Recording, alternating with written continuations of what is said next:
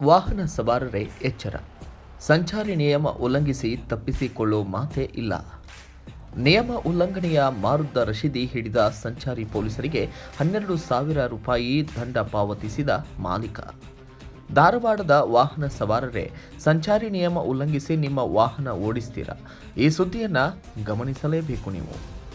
Bike ಸವಾರರೊಬ್ಬರ ಮೇಲೆ ದಾಖಲಾಗಿದ್ದ 45 TMC ಕೇಸ್ಗೆ ಸಂಬಂಧಿಸಿದಂತೆ ಸಂಚಾರಿ ಠಾಣೆಯ ಪೊಲೀಸರು ಅವರಿಗೆ ಇಷ್ಟುದ್ದದ ದಂಡದ ರಶೀದಿಯನ್ನು ನೀಡಿ 50% ರಿಯಾಯಿತಿ ಅಡಿಯಲ್ಲಿ ಬರೋಬ್ಬರಿ 12,000 ರೂಪಾಯಿ ದಂಡ ಪಾವತಿಸಿದ್ದಾರೆ. ಅಜಯ್ ಕಲಾಲ್ ಎಂಬುವರ ಮೇಲೆ 45 ಟಿಎಂಸಿ ಕೇಸ್ಗಳು ದಾಖಲಾಗಿದ್ದವು.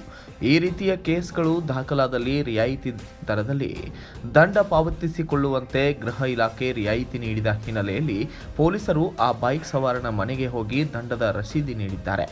ಧಾರವಾಡದ ಅಜಯ್ ಕಲಾಲ್ ಎಂಬುವರ ಮನೆಗೆ ಹೋದ ಸಂಚಾರಿ ಠಾಣೆಯ ಪೊಲೀಸ್ ಸಿಬ್ಬಂದಿ ವಿಠಲ್ ಮಾಯಣ್ಣವರ್ ಹಾಗೂ ಮಂಜುನಾಥ ಹಟ್ಟಿಮನಿಯವರು ಬೈಕ್ ಸವಾರನಿಗೆ ದಂಡದ ರಶೀದಿ ನೀಡಿ ರಿಯಾಯಿತಿ ಪ್ರಕಾರ 12,250 ರೂಪಾಯಿ ದಂಡ ಪಾವತಿಸಿಕೊಂಡಿದ್ದಾರೆ.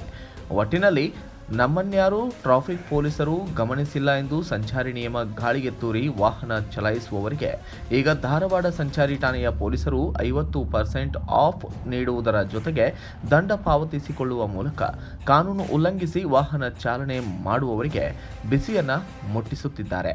Bureau report, Kannada Janashree news, Dharwad.